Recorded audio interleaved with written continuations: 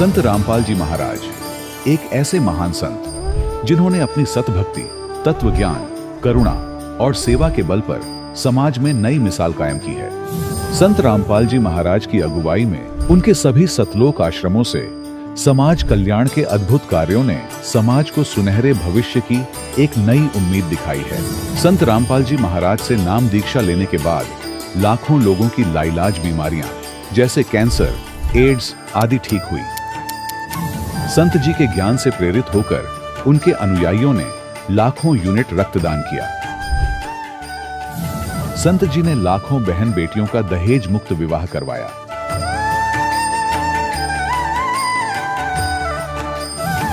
संत जी ने लाखों लोगों का नशा छुड़वाया, करोड़ों उजड़े परिवार बसे।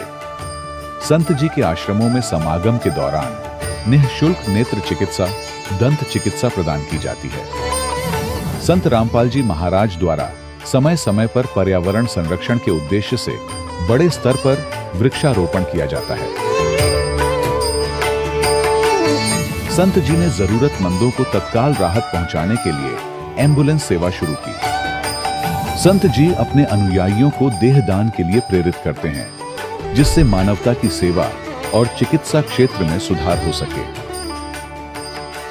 संत रामपाल जी महाराज के सभी आश्रमों में हर रोज निःशुल्क भंडारा आयोजित किया जाता है, जहां हर वर्ग, हर जाति और हर धर्म के लोग एक साथ बैठकर भोजन करते हैं।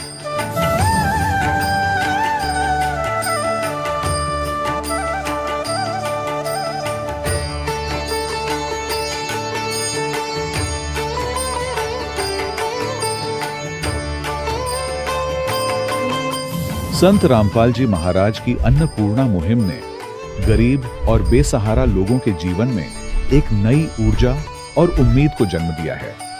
घर घर खाद्य सामग्री और जरूरी मदद पहुंचाकर संत रामपाल जी महाराज ने लोगों को दुख और मजबूरी से लड़ने की ताकत प्रदान की है।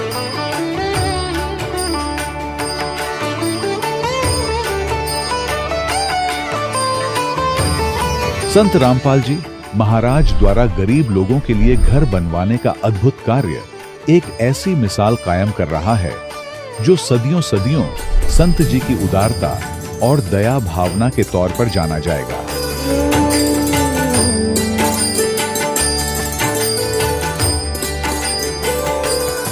संत रामपाल जी महाराज के आश्रम में हजारों बुजुर्गों को सम्मान और प्यार के साथ जीवन जीने का अवसर मिलता है। उनके खाने, रहने और स्वास्थ्य की पूरी जिम्मेदारी संत रामपाल जी महाराज उठाते हैं। अनाथ बच्चों के लिए संत रामपाल जी महाराज के सभी आश्रम किसी वरदान से कम नहीं। यहाँ उन्हें शिक्षा, संस्कार और भविष्य के लिए बेहतर अवसर प्रदान किए जाते हैं। चाहे बाढ़ हो, भूकंप या महामारी, संत रामपाल जी महाराज और उनके अनुयायी हमेशा ही जरूरतमंदों के लिए सबसे आगे खड़े रहते हैं। कोविड महामारी के दौरान संत रामपाल जी महाराज के आश्रमों से करोड़ों लोगों के लिए भोजन, दवाइयां और जीवन रक्षक सामग्रियां उपलब्ध कराई गई। चाहे गरीब की मदद हो या किसी शोषित और पीड़ित वर्ग के हक और सम्मान की लड़ाई, संत रामपाल जी महाराज ने हमेशा ही उनकी दबी आवाज को सरकारों तक पहुंचाया है और उन्हें उचित न्याय दिलवाने में अहम भूमिका अदा की है। समाज में आध्यात्मिक और सामाजिक मूल्यों के प्रति जागरूकता लाने में संत रामपाल जी महाराज हर कदम पर मानवता के सच्चे सेवक साबित हुए हैं। संत रामपाल जी महाराज का जीवन हमें सिखाता है कि सच्ची सेवा वही है जो निस्वार्थ भाव से की जाए। आइए हम भी इस महान सेवा के कार्य में इस महान संत से जुड़ें और संत रामपाल जी महाराज से नाम दीक्षा लेकर अपने जीवन को धन्य बनाएं।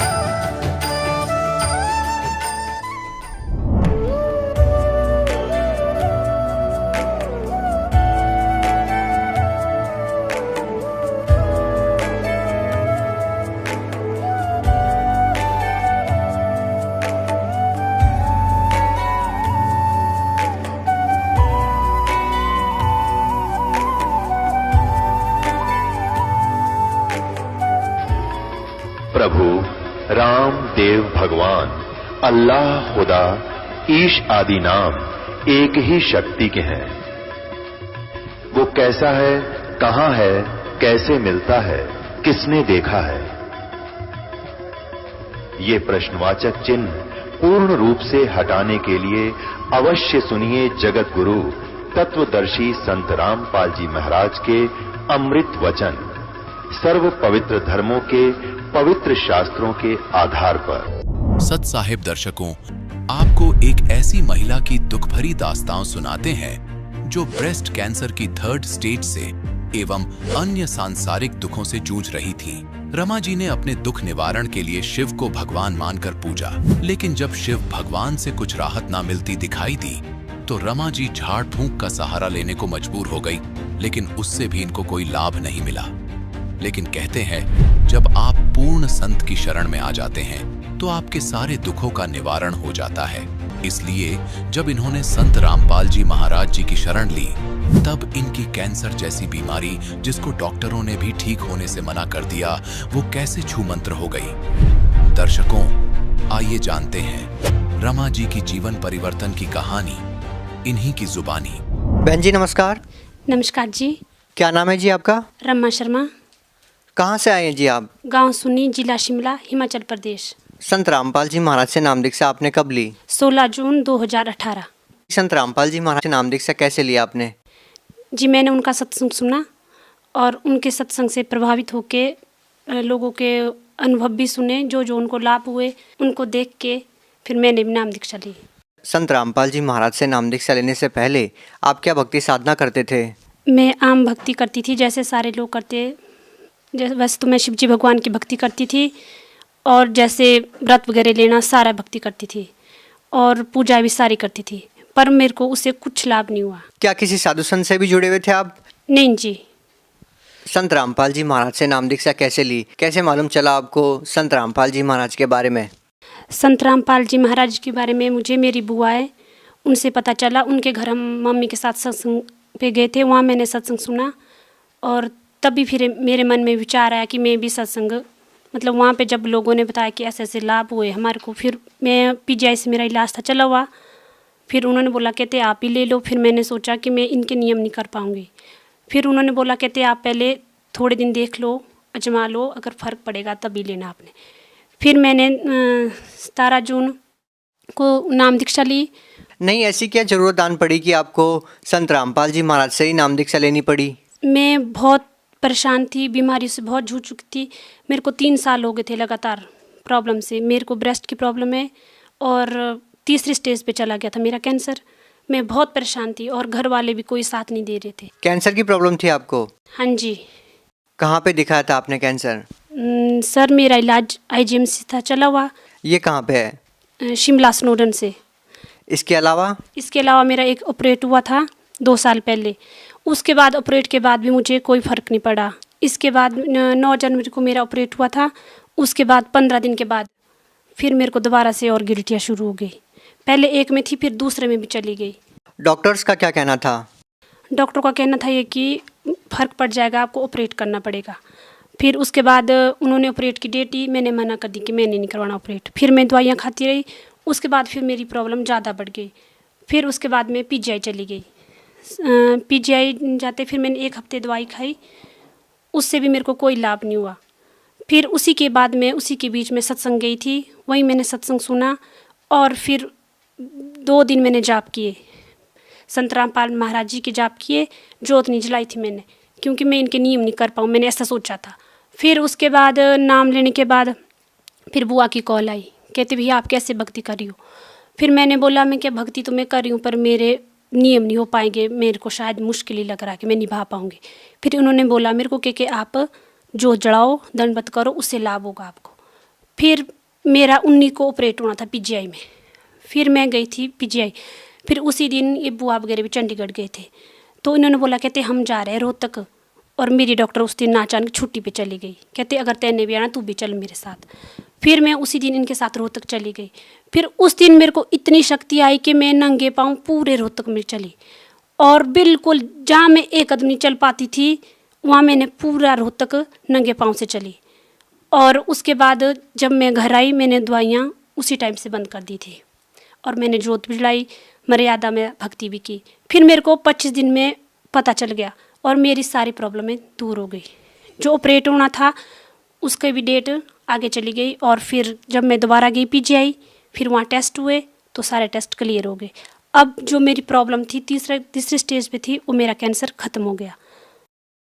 ऐसा कैसे हो सकता है? ये बिल्कुल ही अपने आप में असंभव बात है। लोगों का विश्वास करना इस बात पे बिल्कुल नामुमकिन है। दरअसल हमें भी इस बात पे विश्वास नहीं हो रहा कि बगैर किसी दवाई के आपका कैंसर ठीक हो गया, जबकि आप बता रहे थे कि तीसरे स्टेज पे थे आप।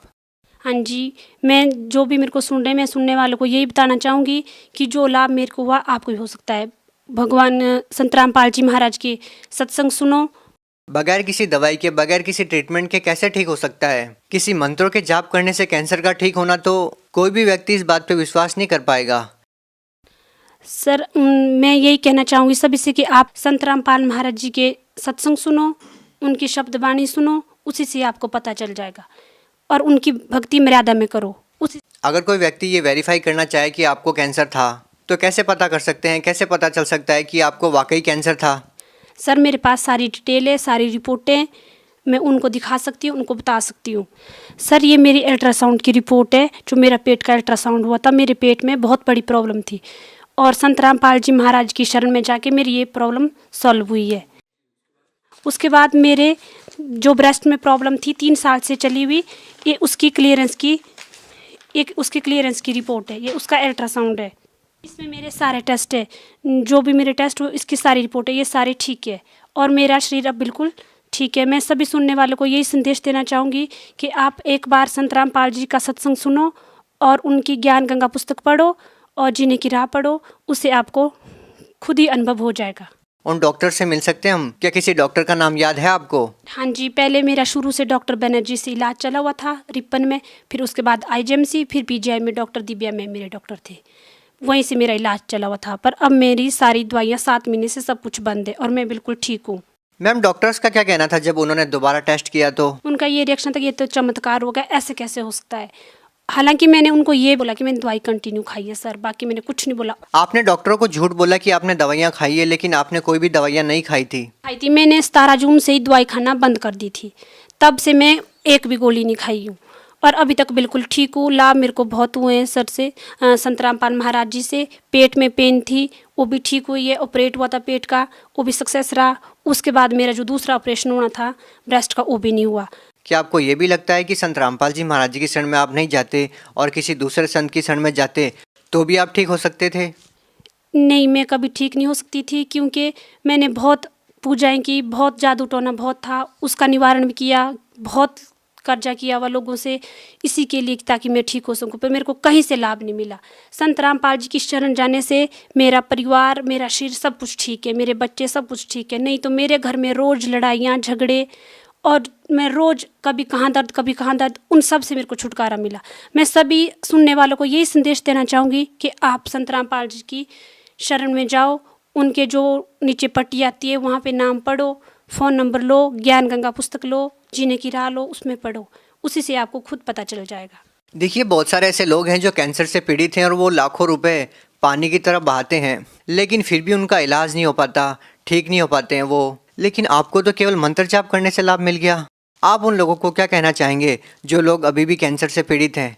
मैं उन लोगों को ये संदेश देना चाहूँगी कि आप सच्ची भक्ति करो, सत्संग सुनो, गुरुजी संत रामपाल जी महाराज के शब्द वाणी सुनो, उसी से आपको लाभ हो जाएगा। मैंने भी 2 दिन सच्चे मन से शब्द उच्चारण किया था, मंत्र जाप किया, उसी से मेरे को 25 दिन में लाभ मिला। तो लास्ट में हम आपसे पूछना चाहेंगे कि क्या अभी भी आपका संत रामपाल जी महाराज में उतना ही विश्वास है? हाँ जी, वैसा नहीं, उससे ज़्यादा विश्वास है। जब मेरा शरीर पूरी तरह ठीक हो गया, जब 7 महीने पहले मेरी इतनी स्थिति थी कि मैं 3 महीने लगातार बिस्तर में थी, यहाँ तक कि मैं जॉब भी नहीं जा पाती थी। जब से मैंने नाम दीक्षा ली तब से मैंने जॉब भी ज्वाइन शुरू की दोबारा से, और अपने बच्चों के लिए हर एक तरह से खाना भी नहीं बनता था मेरे से, कुछ भी नहीं होता था। उसके बाद मैं हर एक काम करती हूँ और जॉब भी जाती हूँ। जी धन्यवाद। धन्यवाद सत साहिब जी। दर्शकों, अभी आपने सुने संत रामपाल जी महाराज से दीक्षा प्राप्त करके सुखी हुए भक्त के अनुभव। अब देखिए जगत गुरु तत्वदर्शी संत रामपाल जी महाराज के मंगल प्रवचन। पुण्यात्माओं, उसका एक एक वचन 100 का 100 सत्य होगा, किसी डूम बाट के गीत नहीं, समर्थ का वचन है, जिसके एक वचन से सूर्य और पृथ्वी और सब ब्रह्मांड चल रहे हैं। पृथ्वी एक सेकंड का भी आगा पीछा नहीं करती, अरबों वर्ष हो गए इसने घूमती ने, कोई लुब्रिकेशन नहीं, कोई इसकी मेंटेनेंस नहीं, और कोई इसको घुमाने वाला नहीं। उस समर्थ के वचन से ये चल रहे हैं, सब ब्रह्मांड रुके हैं, उस ब्रह्मांड उस समर्थ का ये वचन है कि घर घर देखो बोध विचारा। बोध माने ज्ञान, भक्ति मार्ग का घर घर में चर्चा चलेगी मेरे ज्ञान की, और सत नाम सब ठोर उचारा। ओए होए,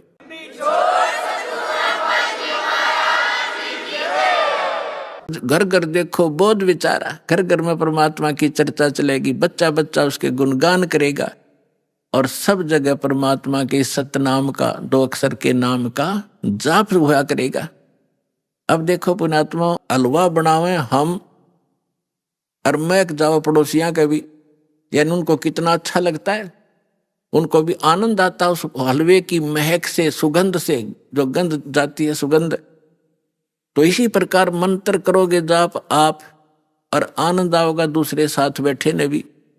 अब वो लाभ तो नहीं ले सकता जो हलवा बनाने वाला, जो घर में हलवा बना रहा है, वो हलवा खाकर आनंद ले रहा है, और पड़ोसी ने केवल महक महक प्राप्त होगी, और वो भी अच्छी है। एक तो घर में दारू काट है, शराब बनाओ तो पड़ोसी का भी नशा हो, बूंडा लग गया, उसने छींक आवे। अरे घर में हलवा बने तो पड़ोसी तो अच्छी ही वो जाती है उसकी संदेश। तो इसी प्रकार जो सुमन करोगे, वो तो हलवा तो आप खाओगे, लेकिन उसकी महक पड़ोसी को भी आभास होगा उसको। तो इस प्रकार इस परमात्मा का मंत्र घर घर में चलेगा। कोई बस में बैठे जाते हो, ट्रेन में बैठे हो, कोई सिमरन कर रहा श्वास का, कोई कर रहा प्रथम मंत्र मन मन में, तो पास में बैठे यात्रियों के भी उसका प्रभाव पड़ेगा, और एक ना एक दिन उनके पाप नाश होंगे वो, और आत्मा जागेगी। इस प्रकार से परमात्मा ने पूरे विश्व को, अपने बच्चों को शरण में लेना ही लेना है, चाहे आज कोई हिंदू है, चाहे कोई मुसलमान है, चाहे सिख है या ईसाई है। हम बगैर ज्ञान के बढ़ते चले गए। अब हमें पता चलेगा आज मृत्यु होगी, हम हिंदू हैं, कल मृत्यु हो जाए, हम अमेरिका में पैदा हो गए, ईसाई का झंडा उठा लिया है, और फिर मृत्यु हो गया, हम मुसलमान का, फिर मुसलमान का झंडा उठा लिया। हम हैं कौन, हम आए कहाँ से हैं, मनुष्य जीवन का उद्देश्य क्या है, तो ये इस तत्व ज्ञान से पता चलेगा। फिर क्या बताया परमात्मा ने कि कलयुग बीते 5500 पाचा, तब ये मेरा वचन होगा साचा। 600 वर्ष पहले ये बात कहना कि घर घर में मेरे ज्ञान की चर्चा होगी और मेरा ही ज्ञान रहेगा, पूरा विश्व मेरी भक्ति करेगा धर्मदास, तो धर्मदास का गलेवा उतरा नहीं थी। तो परमात्मा ने कहा कि कलयुग बीते 5500 पाचा, तब ये वचन मेरा होगा साचा। कलयुग बीत जावे जब एता, और सभी जीव परम पुरुष पद चेता। ओए होए होए, आप पुण्यात्माओं जो इस ज्ञान से परिचित हो चुके हो, उनका तो यह बात बिल्कुल समझ में आएगी 100% तुरंत। आप क्या देख रहे हो, आज से पहले आपने ज्ञान गंगा सुनने से पहले परम पुरुष का ज्ञान नहीं था। आपने केवल अपने ही देवी देवताओं का ज्ञान था, और स्वर्ग लोक तक हम उत्तम स्थान मान्या करते। एक ये राधा स्वामी पंथ है जो गुरु नानक देव जी के और कबीर जी की वाणी को पढ़ पढ़ा के, कहीं की ईंट कहीं का रोड़ा जचा के, ये सतलोक सचखंड और सतनाम ये बताने लगे थे। इन्हें कख नहीं पता, कैख है भी नहीं पता भक्ति मार्ग। ये क्या बताते हैं, सतलोक में परमात्मा निराकार है, चेतन ही चेतन है, प्रकाश ही प्रकाश है। और फिर सतलोक कैसा है, सतनाम क्या है, सारनाम क्या है, सार शब्द क्या है, सतलोक क्या है, सतपुरुष क्या है, इनके परम धनी के वचन है शिवदयाल जी के, जिससे युराधा स्वामी धन धन सतगुरु सच्चा सौदा धनो दादा जय गुरुदेव, निरंकारी परंकारी जितने पंथ हैं ये उसी से निकले हैं, उसी के आधार से। वो क्या बताता है कि वही सतनाम है, सतनाम वही सतपुरुष है, सतनाम ही, और सतनाम ही सतलोक है, सतनाम ही सार शब्द है, सतनाम ही सतपुरुष है, सतनाम ही सार नाम है। कख है इनको पता। तो अब कहते हैं परमात्मा ने कहा है कि कलयुग बीत जावे जब एता, और सभी जीव परम पुरुष पद चेता। ओए है परम पुरुष, गीता जी अध्याय नंबर 15 के श्लोक नंबर 16 और 17 में 3 पुरुष हैं। एक सरपुरुष, यह ब्रह्म है 21 ब्रह्मांड का स्वामी, और एक अक्षर पुरुष जो 7 संग ब्रह्मांड का मालिक है। ये दोनों परम पुरुष नहीं है। इसलिए गीता अध्याय नंबर 15 के श्लोक 17 में तुरंत कहा है कि उत्तम पुरुष है तू अन्य परमात्मा इति उदाहरते है, ये लोग तरम अविश्य विवर्ती अवैश्वर है, कि वो परम पुरुष तो कोई और है। उत्तम पुरुष, परम माने श्रेष्ठ, परम पुरुष, उत्तम पुरुष, श्रेष्ठ पुरुष, पुरुष माने परमात्मा, वो तो कोई इन दोनों से भी अन्य है, सरपुरुष और अक्षर पुरुष से। और वही तीनों लोकों में प्रवेश करके सबका धारण पोषण करता है। गीता अध्याय नंबर 18 के श्लोक 62 में कहा कि अर्जुन तो सर्वभाव से उस परमेश्वर की शरण में जा। एक ईश, एक ईश्वर, एक परमेश्वर। ईश ये सरपुरुष है और ईश्वर ये अक्षर पुरुष है। परमेश्वर वो परम अक्षर पुरुष है, परम अक्षर ब्रह्म है। तो उस परमेश्वर की शरण में जा, उसकी कृपा से ही तू परम शांति को और सनातन परम धाम को प्राप्त होगा। सनातन शाश्वतम स्थानम, सदा रहने वाले अविनाशी स्थान को प्राप्त होगा। गीता अध्याय नंबर 15 के श्लोक नंबर 4 में कहा कि तत्वदर्शी संत की प्राप्ति के उपरांत उस तत्व ज्ञान रूपी शस्त्र से अज्ञान रूपी अंधकार को काटकर उसके पश्चात परमेश्वर के उस परम पद की खोज करनी चाहिए, जहां जाने के बाद साधक फिर लौटकर संसार में कभी नहीं आते। और जिस परमेश्वर ने सारे ब्रह्मांडों की रचना की है, केवल उसकी भक्ति करो और सब भक्ति त्याग दो, तो परमेश्वर के उस परम पद को खोजना चाहिए। तो यहां परमात्मा वही बात कह रहे हैं कि कलयुग बीत जावे जब एता, और सब जीव परम पुरुष पद चेता, उस परम पुरुष के उस परम पद की के सभी परिचित हो जाएंगे, उसके सभी ज्ञाता हो जाएंगे कि कोई सतलोक है जहां परमात्मा रहता है। वहां जाने से हमारे को सब सुख मिलेंगे, जन्म और मृत्यु का ये झंझट मिटेगा। अब यहाँ तो आमा संग जन्म हो गए, भटकत्या ने, मरते और जन्मत्या ने, सारा जीवन संपत्ति जोड़ने में लगे रहते हैं। 1 मिनट में मृत्यु हो जाती है, वो जोड़ा जाड़ा यहीं रह जाता। आप गधा बनकर कुमार के घर खड़ा होता है। ये कोई सांग है, कोई जीवन है? क्या लक्ष्य लेकर जी रहे थे हम? तो यहां पता चलेगा कि सब जीव परम पुरुष पद चेता, उसके परिचित होंगे, उसके ज्ञाता होंगे कि सचमुच वहां जाने से पीछा छूटेगा। जैसे आपकी मृत्यु हुई, फिर जन्म हुआ, परिवार बन गया, कैसा अच्छा लग रहा है, बहुत अच्छा। और 1 मिनट का भरोसा नहीं, क्या बिजली गिर जाए पूरा परिवार नाश हो जाए, किन कारणों से? तो परमात्मा ने कहा कि यहां से तो आपने जाना ही पड़ेगा, जाना पड़ेगा, लेकिन ऐसी भक्ति करो, ये भक्ति, और यहां से पुनर्जन्म की इच्छा मिटाओ। जहां आशा ता बासा होई, मन कर्म वचन सुमरियो सोई। अब भक्ति करो जब तक यहां हो अपना यहाँ की, क्योंकि हम यहां रह रहे हैं तो हमारा ये कर्तव्य कर्म यहां भी करने पड़ेंगे। लेकिन अब जो काम आप जिस उद्देश्य से करते थे, माया संचन करने के लिए, कोठी गार्डन खातिर, या थोड़ी सी स्पीड कम कर दो। और किस लिए कर रहे हो? बच्चों का ब्याह करना पड़ेगा, लड़की होगी 2, कैसे ब्याह होंगे, दहेज देना पड़ेगा। नहीं, कुछ ही दिनों में ये सभी समाप्त करेंगे। कोई दहेज ना लेगा ना देगा, लेगा ही नहीं कोई। उसको पता चलेगा क्यों ऋणी बना मैं, आज मैं पैसा ले रहा हूं, कल मैं इसका गधा बनकर पूरा करूंगा, बैल बनकर करना पड़ेगा, कोई भैंस गाय बनकर इसके घर बंधना पड़ेगा, क्यों सिर में दर्द करा। तो पुण्यात्माओं, जब तक ये ज्ञान नहीं था, हम एक दूसरे से ऐसे जुड़ते चले गए, संस्कार बढ़ा लिए हमने। अब सतलोक चलने के लिए हमने इन संस्कारों को सीमित करना पड़ेगा, ताकि फिर से टांग उलझी ना रह जाए, को पल्ला हमारा कहीं कांटे में फंस ना जा और हम यहीं रह जाए। तो इसलिए, और मकान बनाओ, ठीक है, आपको जैसा परमात्मा ने पूर्व संस्कार से दिया है मकान बनाओ। कोई घना लोग दिखावा ना करना चाहिए। इसमें टाइम पास करने के लिए चाहे एक झोपड़ी दे भगवान और चाहे किसाई मकान दे, अपनी भक्ति करना उद्देश्य समझो। प्राकृतिक आपदाओं से बचने के लिए मकान की आवश्यकता है, ये शेड डाल रखा है, पर्याप्त है। ओले नहीं पड़े सिर पर, नहीं ना जैसे हम भक्ति कर रहे हैं, खाना बना रहे हैं, तो उससे बचाव करना ताकि हम भक्ति निर्बाध कर सकें। इसलिए मकान की आवश्यकता। प्राकृतिक आपदाएं हमें सीधा अटैक ना करें और हम भक्ति कर सके, इसलिए ये मकान और झोपड़ियों की आवश्यकता। ना अन्यथा चाहे यहाँ पर सोने का महल बना दे, एक आने का नहीं, वो व्यर्थ है। तो परमात्मा कहते हैं राम रटत दारिद्र भला और टूटी घर की छान। वो सुंदर महल किस काम के जहां भक्ति नहीं भगवान।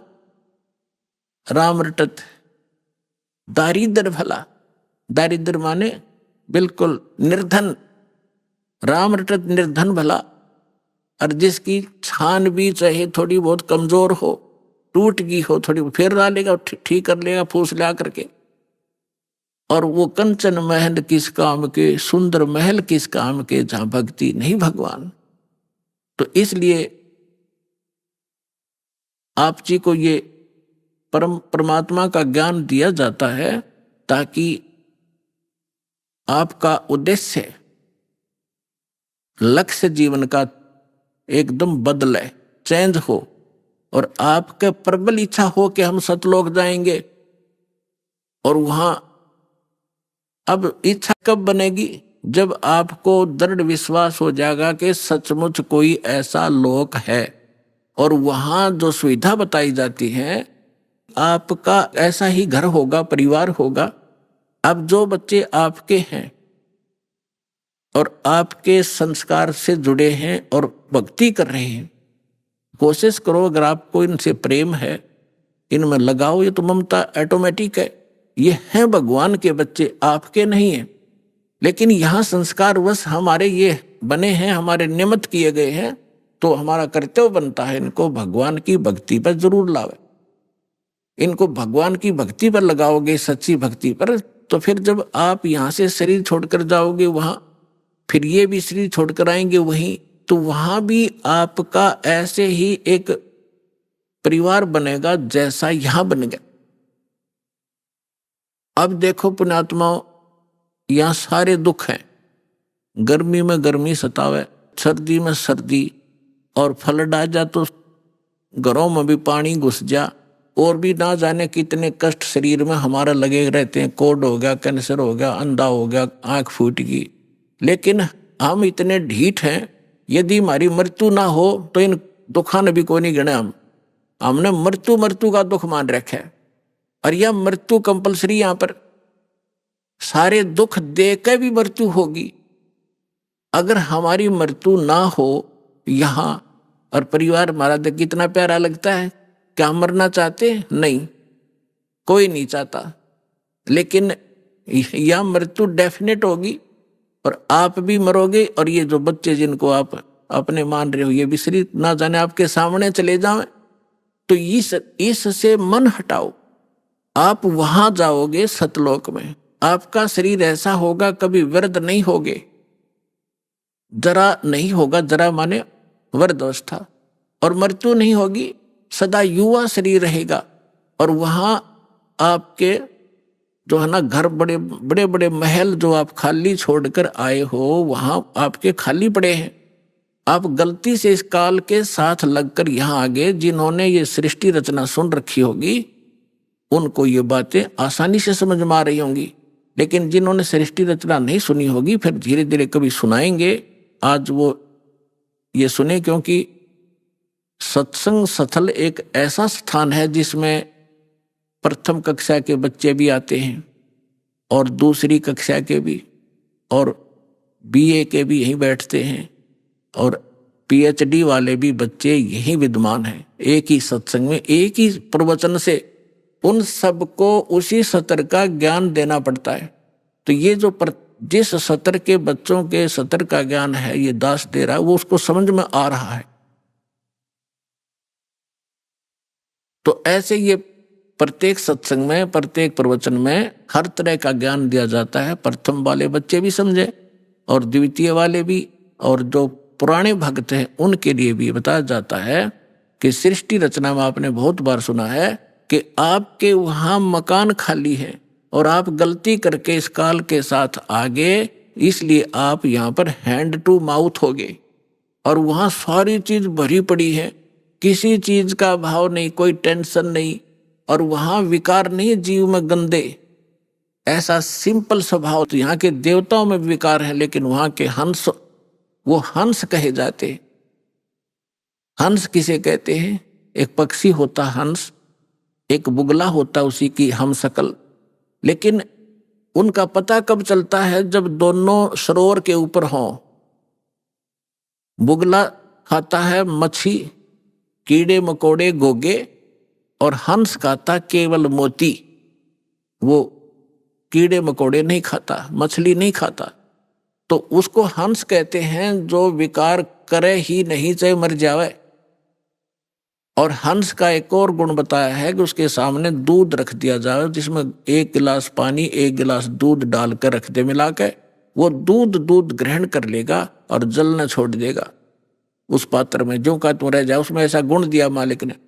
तो जिन्होंने दूध और पानी भिन्न भिन्न कर लिया इस ज्ञान के आधार से कि ये लोक कैसा है, यहाँ का जीवन कैसा है, और सतलोक में जो बताया जा रहा है वो कैसा है, तो वो भिन्न भिन्न कर लिया, इस जल को छोड़ दिया, दूध ग्रहण कर लिया, उसको हंस कहते। तो वह हंस कहे जाते। आदमी अपने ही जैसे हैं, आकार ऐसा ही है, उनका शरीर वह बहुत तेजों में है, 16 सूर्य जितना प्रकाश एक वहां रहने वाले भक्त और भक्तनी का है। परमात्मा के शरीर का जो वहां प्रकाश है, एक रोमकूप में करोड़ सूर्य मिला दे, करोड़ चंद्रमा, ऐसी रोशनी है। परमात्मा सक्षम है, समर्थ है, जीव अलग है, परमात्मा भिन्न है। परमात्मा सर्वशक्तिमान है, जीव की एक सीमित पावर है और सीमित उनका सब क्रियाएं हैं। परमात्मा की क्रियाएं असीमित होती हैं। जो जीव और ब्रह्म एक बताते हैं वो भूले हुए प्राणी हैं, वो अज्ञानी आत्माएं हैं उनको। अब जो प्रसंग चल रहा है, जैसे एक भक्त मिला इस दास को, पहले की बात है जब बहुत कम ही संगत होती थी। ऐसे हम दास भी किसी को पकड़ लेता था जान पहचान के, को आजा बैठ जा तुझे एक बात बताऊंगा, ज्ञान सुनाने लगा। अब वो अच्छी आत्मा था वैसे तो, सुनता रहा, सारी सृष्टि रचना सुनाई। 1 दिन 2 दिन, तीसरे दिन जब वो आया, वो कह लगा भाई बात सुन भगत जी, मैं आपकी बात ऐसी है मेरे हृदय में लग गए और मेरा सरसा होता है इनका, और मैं ऐसा व्यक्ति हूं, मैं जौन से काम पर लगता हूं, पक्की धुन का आदमी हूं, मैं उसको करके छोड़ता हूं, बीच में नहीं छोड़ता।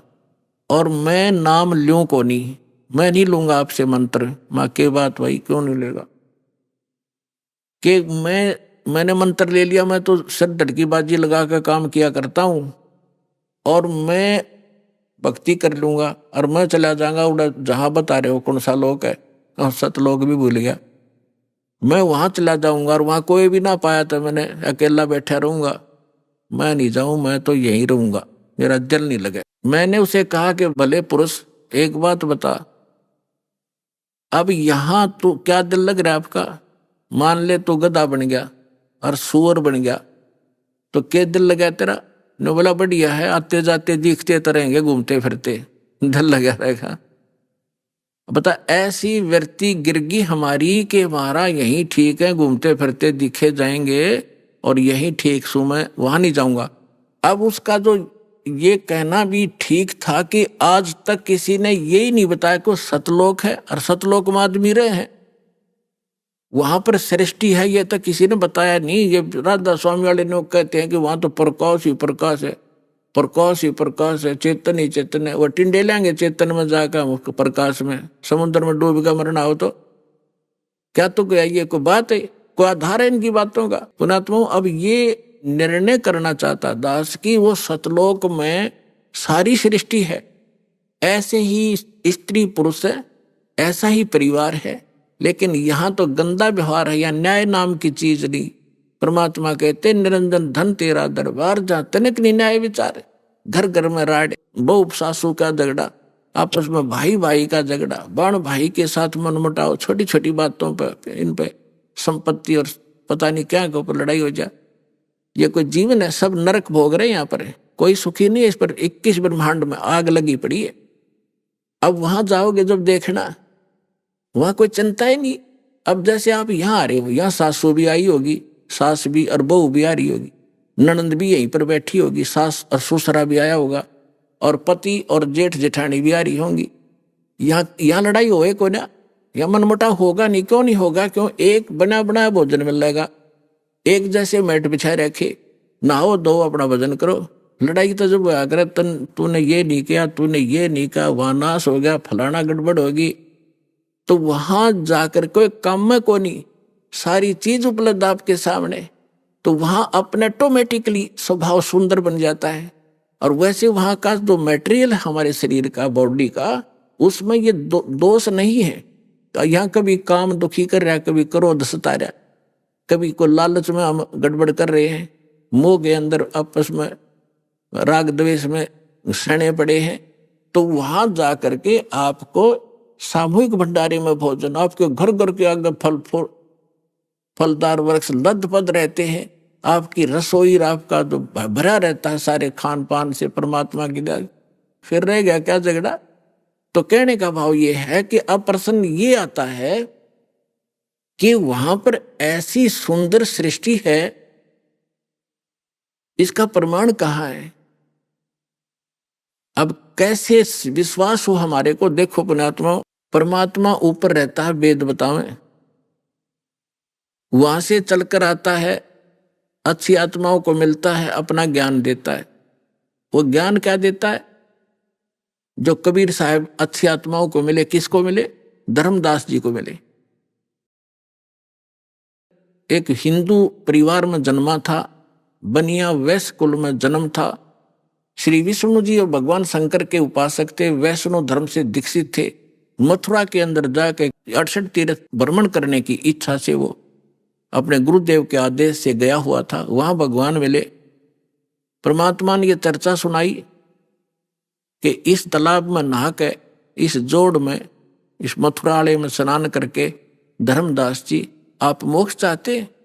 तेरे लोटे में पानी भर के ला रखा था, उसने साथ रखा था, देखो इसमें कितने जीव घूम रहे, इसमें तूने स्नान किया, मसल मसल कर नहाया, तने करोड़ों जीव मार दिए रगड़ रगड़ के, ये पाप तेरे बैड अकाउंट में लिखा गया। और पुण्य एक भी को ना, क्योंकि शास्त्र विरुद्ध साधना तेरी, तुझे क्या लाभ मिलेगा इसके? पाप इकट्ठे कर दिए। बांधवगढ़ घर से चलकर यहां तक आया मथुरा में, लगभग 700 किलोमीटर तू पैदल चला है। नीचे तेरे पैरों के नीचे जितने जीव आए वो तेरे पाप में लिखे जाएंगे। और पुण्य एक भी को ना, इस दौड़ में नहाने का, तालाब में नहाने का। बता, तू गीता पढ़ता है डेली? हाँ जी। गीता में दिखा कहीं तीर्थ पर नहाने की बात के लिख रखी हो तो? या जो मंत्र आप जाप करते हो, हरे कृष्ण राधे श्याम सीताराम, गीता में लिखा कहीं? अगर नहीं जी, फिर किस लिए डलेड हो रहा है? अब देखो पुण्यात्माओं, प्रथम बार तो कितनी साची बातों पर एक बार तो सटराई को से दिमाग में। धर्मदास जी नाराज हो गए, तू मुसलमान है, हमारे देवताओं की बुराई करता है, ये करता है, आंख लगा दिखाने। परमात्मा अंतर ध्यान हो गए, जिंदा महात्मा के रूप में बैठे थे। मुसलमान धर्म के अंदर जिंदा महात्मा संत होते हैं। जब आगे से एकदम अंतर ध्यान हुए, धर्मदास का कलेजा हिल गया कि सारी साची कह था, और ये सारी बात सही थी। मैं तो नीच हूं तो भगवान था, कोई फरिश्ता था, कोई देवता था, कितनी बढ़िया बात बताओ थे, मैंने गलती कर दी, और हे भगवान इब के आप मिल जाओ तो मैं सारी बात सुनूंगा। उस दिन के बाद, लंबी कहानी है, अब विषय नहीं है वो, इसलिए दास क्या बताना चाहता है। परमात्मा उनको फिर मिले, फिर कुछ बात कही, वो फिर अज्ञान आग बैठ गया, भगवान फिर अंतर ध्यान हो गया। ऐसे 4-5 बार घटना घटी। तो चौथी 5वीं बार जब धर्मदास जी से परमात्मा अंतर ध्यान हुए, तो उसने ठान लिया कि भगवान या तो दर्शन दे दो, ना मैं अन्न पानी नहीं खाऊंगा, अरिब का जो आप कहोगे मैं वह सुनूंगा सारी। 5-6 दिन बीत गए, धर्मदास ने कुछ नहीं खाया, अन्न भी नहीं किया, परमात्मा पहुंच गए, उसको मुश्किल से सहारा देकर खड़ा किया। अब बेटा तू खा पी और अब मैं आ गया हूं, सुन मेरी बात। फिर धर्मदास जी ने कहा कि भगवान एक बार मुझे वो स्थान दिखा दो जो आप बता रहे हो कि वहाँ सारी सृष्टि है, आपके भाई बहन जो पहले चले गए यहाँ से मुक्त मैंने किए हैं वो भी वहाँ विद्यमान है, मुझे दिखा दो भगवान, मैं देखना चाहता हूँ। अब परमात्मा ने कहा कि धर्मदास तू हट क्यों कर ही, ऐसा हट क्यों कर रहा है, मैं जो कहूँ तू भक्ति कर, विश्वास कर, इस भक्ति से तू वहां पहुंचेगा, वहां देख भी आएगा, तू रह नहीं सकता क्योंकि तेरे पास भक्ति नहीं है उस योग्य। जैसे कोई बच्चा ट्रेनिंग कर रहा है डॉक्टर की और वो नो मैंने डॉक्टर दिखा के लाओ, पहला हॉस्पिटल कहाँ सी है, अरे पहले ट्रेनिंग कर फिर उसमें नौकरी मिल जाएगी तेरे को, अब देख भी आओगा क्या डॉक्टर बन गया तू वहां जा करके। तो पहले अपनी भक्ति करो, जो ट्रेनिंग पूरी करो, फिर आपको नौकरी मिल जाएगी वहां पर। नहीं माना, मालिक भी चाहते थे गवाह बनाओ इसको, उसकी प्रबल इच्छा हुई एक बार दिखा दो दाता। परमात्मा लेकर गए ऊपर, नीचे जिंदा महात्मा के रूप में थे, उसी रूप में जाकर देखा कि वहां सारी सृष्टि नर और नारी भाई बहन सभी विद्यमान थे, सुंदर शरीर उनके, लंबे लंबे शरीर और बहुत हष्ट पुष्ट उनका तेजोमय शरीर, और सब उनको प्यार से परमात्मा ने जाकर कहा कि इसको डबल रोल किया दाता ने, जो एक परमात्मा के जो उस राज दरबार के सामने गेट कीपर था, परमात्मा ने उसे कहा संकेत से कि इस भगत को भगवान के दर्शन करा लाओ। वो दूसरी साइड से ले गए, परमात्मा दूसरी साइड से जाकर सिंहासन पर विराजमान हो गए। लेकिन उस समय शरीर वही था, शकल वही थी, लेकिन शरीर से ऐसा नूर निकल रहा था, रोम करोड़ सूर्य करोड़ चंद्रमा मिला देख रोमकूप में इतनी शोभा थी मालिक। जब धर्मदास जी ने देखा कि ये तो यह भगवान जो नीचे जा रहा था जिंदा महात्मा के रूप में, ये तो वही परमात्मा है, तब देख के परमात्मा ने कहा जा भाई चल वापस। फिर वापस आया तो परमात्मा नीचे बैठे पाए। तब उसने कहा हे भगवान, आपने आप ही मालिक को, आपने अपने आप को छुपा रखा है। अरे भगवान, इतना सुंदर स्थान, जब वहां जब पहुंचा धर्मदास उसको वापस भेजने लगे, तब परमेश्वर से कहा भगवान मुझे यहीं रख लो, उस गंदे लोक में ना भेजो, वहां तो बुरा हाल है। अब वहां जाने के बाद आपको पता चलेगा आप कहाँ पड़े हो, कैसे लोक में रह रहे हो। तब धर्मदास जी ने याचना की, परमात्मा ने कहा बेटा ऐसा नहीं रह सकती, आप वापस जाओ, आपको ऐसा मंत्र दूंगा सतनाम और सारनाम, थोड़े ही भजन से आपकी घनी भक्ति संग्रहित हो जाएगी। इसके विषय में आदरणीय गरीबदास साहिब जी को भी परमात्मा मिले थे, उन्होंने परमात्मा से परिचित होने के बाद क्या कहा है, सतनाम पालड़ रंग होरी हो, 14 लोक चढ़ावे राम रंग होरी हो, 3 लोक पास्यंग धर रंग होरी हो, तो ना तुला तुलाया राम रंग होरी हो।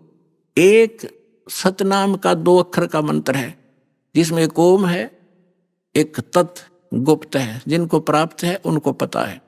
तो अनुपदेशी को ये मंत्र भूल के नहीं बताना, नहीं आपका नाम खंडित हो जाएगा।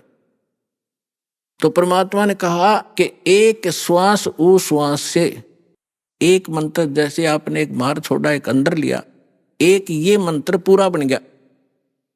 तो कहते हैं ये सतनाम का एक सिमरण एक पालड़े में रख दे तराजू के तखड़ी के, और 3 लोग पृथ्वी पाताल और स्वर्ग लोग धर दे पास्यंग। पास्यंग क्या होती है, जैसे दास का जन्म एक किसान परिवार में हुआ, हमारे घर पर ये व्यापारी लोग गेहूं चना लेने आते थे, तो पिताजी कहते थे भाई पहले तेरी ताखड़ी जांच करा, इसमें कोई एरर तो नहीं है। तो उसमें एरर होती तो उसी कणक, जैसे चने बेच रहे लेने हैं तो चने उठा के एक मुट्ठी दूसरे पलड़े में डाल दिया जाता था, ताकि वो एरर लेस हो जाए, उसमें कोई डिफेक्ट ना रहे, संतुलन ठीक हो जाए। वो पास्यंग कहा करते, पास्यंग डाल ले इसमें। अभी आपने सुने संत रामपाल जी महाराज के मंगल प्रवचन। आइए अब सुनते हैं संत रामपाल जी महाराज से नाम दीक्षा लेकर सतभक्ति करके अद्भुत लाभ प्राप्त करने वाले अनुयायी के विचार। दर्शकों, आज भी बहुत सी महिलाएं ऐसी हैं जो काफी कठिन परेशानियों का सामना कर रही हैं, जिसका हल पाने के लिए वो विज्ञान से लेकर भगवान तक को तलाशती हैं कि कोई तो उन्हें सुख प्रदान करे। ऐसी ही महिला की दुखद जीवन यात्रा से आज हम आपको रूबरू करवाने जा रहे हैं। इनसे मिलिए। ये हैं महाराष्ट्र से ज्योति जी। इनको माइग्रेन की समस्या थी और इनके जीवन में सुख नाम की चीज नहीं थी, और सबसे बड़ा दुख था कि इनका 4 बार गर्भपात हो चुका था। कोई संतान नहीं थी। इनकी हर दिवाली, हर त्योहार खुशियों की बजाय रोने में निकलता था।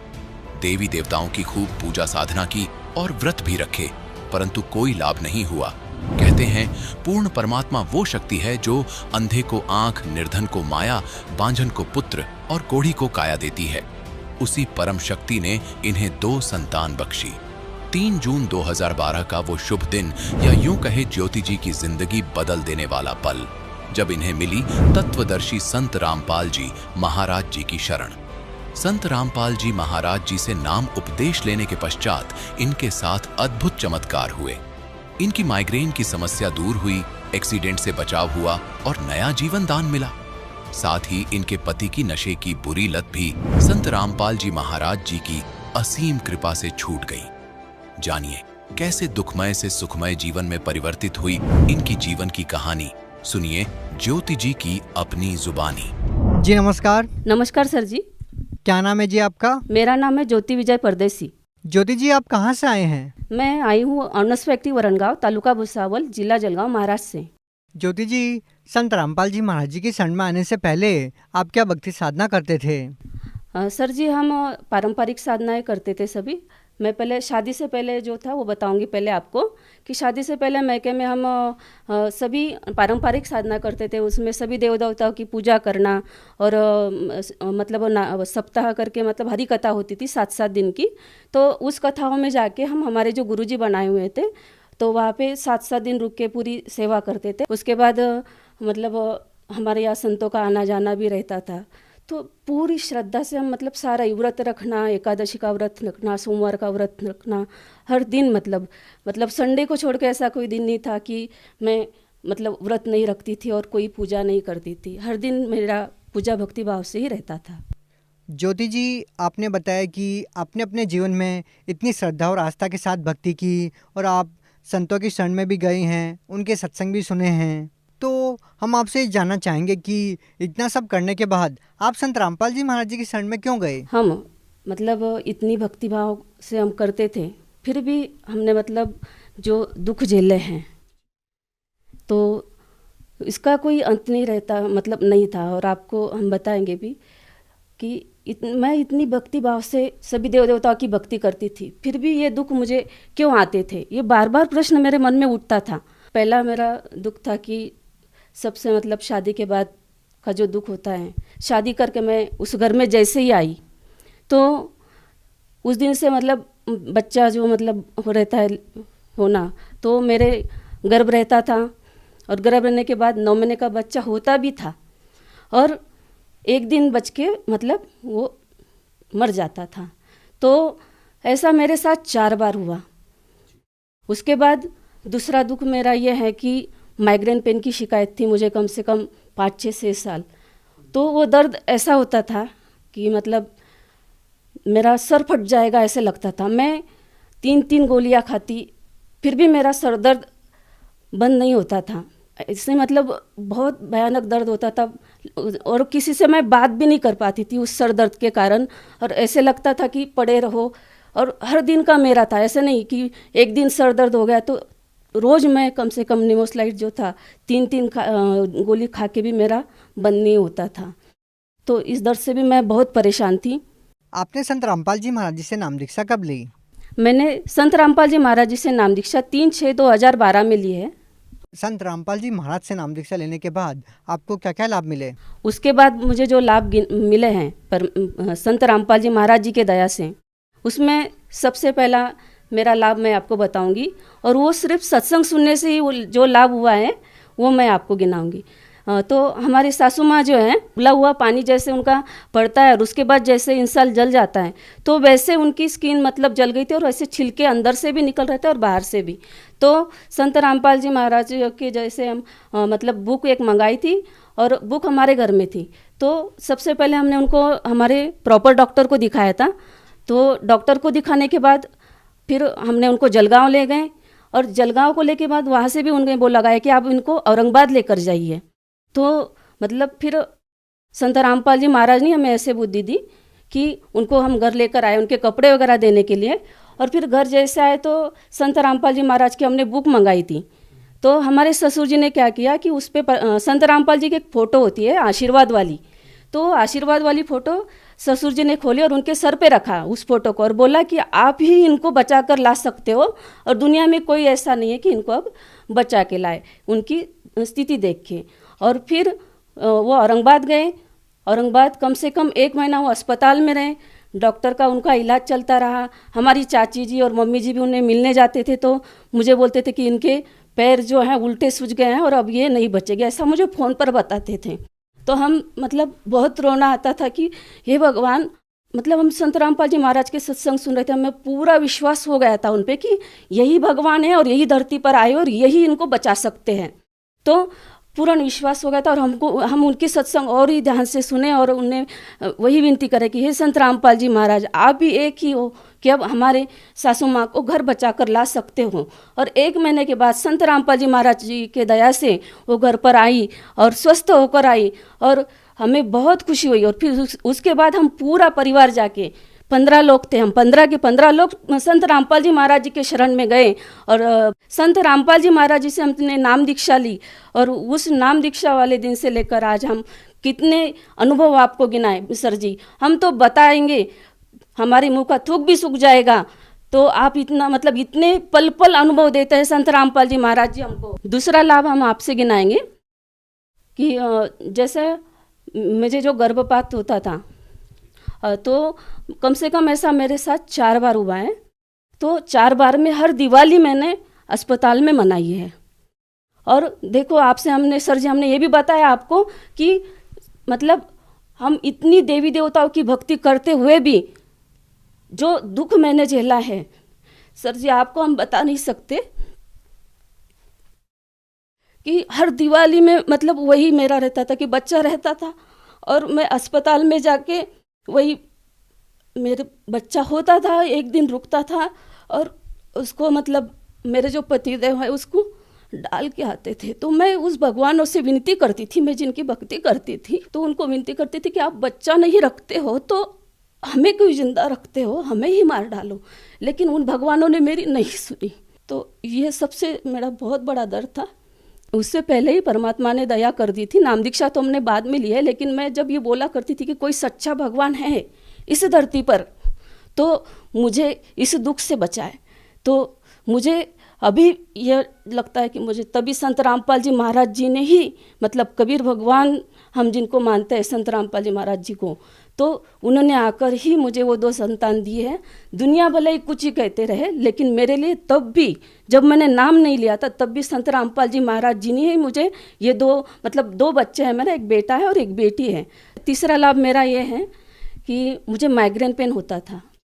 तो माइग्रेन पेन में सर जी मैं मतलब इतना परेशान हो जाती थी कि मुझे ऐसा लगता था कि मेरा सर फट जाएगा और बहुत मैं मतलब पड़ी रहती थी सर दर्द की 3-3 गोली खा के और घर का काम करना वैसे ही उसी हालत में। तो माइग्रेन का सर दर्द जिसको होता है वही समझ सकता है कि माइग्रेन पेन क्या है। तो संत रामपाल जी महाराज जी से नाम दीक्षा लेने के बाद मेरा माइग्रेन पेन कहाँ गया ये मुझे पता भी नहीं चला। संत रामपाल जी महाराज जी से मेरे पर बहुत ही दया की है। लेकिन क्या इसके पहले आपने किसी डॉक्टर को भी दिखाया? बहुत डॉक्टरों को दिखाया मैंने। कहाँ दिखाया? मैंने जलगांव में दिखाया, मैंने भुसावल में दिखाया, हमारे प्रॉपर जो हॉर्नस फैक्ट्री के डॉक्टर हैं इनकी भी दवाई खाते रहे, लेकिन मुझे किसी दवाई से आराम नहीं पड़ता था। बस डॉक्टर यही बोलते थे कि आप दवाई खाओ, यही आपका इलाज है। 3-3 गोली खाने के बाद भी मुझे जब नहीं आराम पड़ता था तो मैं इंजेक्शन लेने से भी मेरा सर दर्द बंद नहीं होता था। मुझे जैसे अभी और भी एक लाभ है मेरा, हम ऐसे जा रहे थे गाड़ी से तो मतलब रात के समय था और किसी काम से हम जा रहे थे, तो उस समय क्या हुआ कि हम दोनों ही साथ में चल रहे थे देर रात, तो दोनों को ही नींद आ गई, हमको दोनों ही सो गए।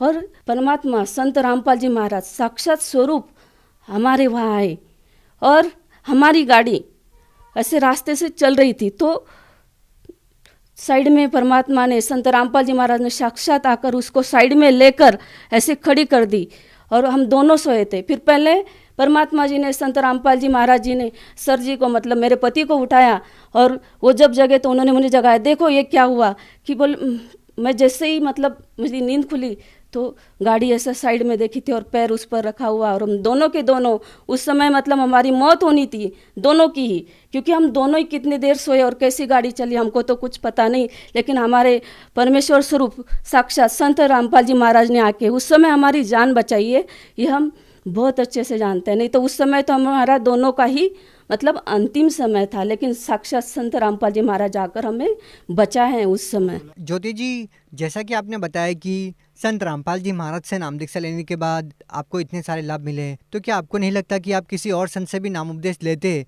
तो आपको इस तरह के लाभ मिल सकते थे? बिल्कुल सही बोला आपने, लेकिन हम पहले ही बहुत सारे संतों के शरण में, क्योंकि बचपन से ही दासी मतलब बचपन से ही सभी संतों, गली गली के संतों से, आचार्यों से हमारे घर में आना जाना रहता था। तो हमारे यहाँ आचार्य, शंकराचार्य, ये सभी आते रहते थे और हम इनकी सेवा करते थे। इससे हमें कोई लाभ हुआ ही नहीं। इसलिए हम संत रामपाल जी महाराज जी से नाम दीक्षा लेने के बाद क्यों लाभ हो सकता है, क्योंकि संत रामपाल जी महाराज जी जो भक्ति बताते हैं सभी शास्त्रों अनुसार भक्ति बताते हैं और इससे लाभ होते हैं। ज्योति जी, हम आपसे जानना चाहेंगे कि आपने बताया कि आपके पति पहले बहुत नशा करते थे और वो चाहकर भी नहीं छोड़ पा रहे थे, तो आपके पति ने नशा कैसे छोड़ दिया? ये तो संत रामपाल जी साक्षात धरती पर भगवान आए और इनके आशीर्वाद और कृपा से और इन जो भक्ति विधि देते हैं, इन्हीं के भक्ति, सही भक्ति विधि से, शास्त्र युक्त भक्ति विधि से ही इनका नशा छूटा। नहीं तो मुश्किल था मेरा जीना तो मुश्किल ही था, लेकिन मेरे पति पता नहीं आज मेरे पास होते कि नहीं होते। तो ये तो संत रामपाल जी महाराज जी की ही कृपा है कि आज मेरे पति, मेरे बच्चे और हम सब परिवार सिर्फ संत रामपाल जी महाराज जी के आशीर्वाद से ही सुखी है और संत रामपाल जी महाराज की सद्भक्ति से ही सब लाभ हो सकते हैं। नशा तो क्या, परमात्मा संत रामपाल जी महाराज सभी मतलब कैंसर जैसा रोग जो कि डॉक्टर बोल देता है कि भाई पेशेंट को घर को लेके जाओ, हमने खुद देखा है, ऐसे हुआ है हमारे सामने कि उसको भी ठीक कर सकते हैं। तो नशा तो परमात्मा संत रामपाल जी महाराज जी के सामने कुछ नहीं, ये तो सब कुछ कर सकते हैं। आप भगत समाज को क्या संदेश देना चाहते हैं? भक्त समाज को जो संदेश संत रामपाल जी महाराज जी दे सकते हैं, हम तो विनती कर सकते हैं भक्त समाज को, जो भी मेरे रिश्तेदार, नातीदार और जो भी मुझे सभी सुन रहे हैं, उनसे हम एक ही विनती कर सकते हैं कि वो संत रामपाल जी महाराज जी की जो बुक है जीने की राह, ज्ञान गंगा, ये ज़रूर पढ़ें और उनके कई चैनलों पे सत्संग आते हैं तो उनको ज़रूर देखें। इसके अलावा संत रामपाल जी महाराज जी का फेसबुक, ट्विटर, यूट्यूब पर आप संत रामपाल जी महाराज जी वर्ड डाल के भी आप सर्च करोगे तो आपको संत रामपाल जी महाराज जी के सत्संग सुनने को जरूर मिलेंगे और आप सभी ये सत्संग अवश्य सुने और संत रामपाल जी महाराज जी से नाम दीक्षा लें और भक्ति करें और अपना जीवन जैसे मुझे सुख मिले हैं ऐसे आप सभी भी प्राप्त कर सकते हो। अगर कोई व्यक्ति संत रामपाल जी महाराज जी से नाम दीक्षा लेना चाहता है तो वो कैसे नाम दीक्षा ले सकता है?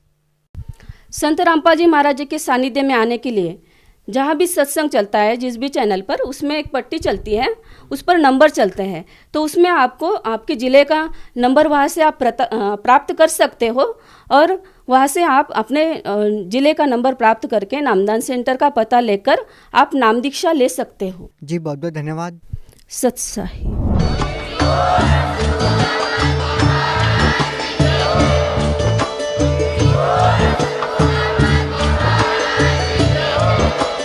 आप सुन रहे थे जगत गुरु तत्वदर्शी संत रामपाल जी महाराज जी के मंगल प्रवचन। अधिक जानकारी के लिए विजिट कीजिए हमारी वेबसाइट www.jagatgururampalji.org।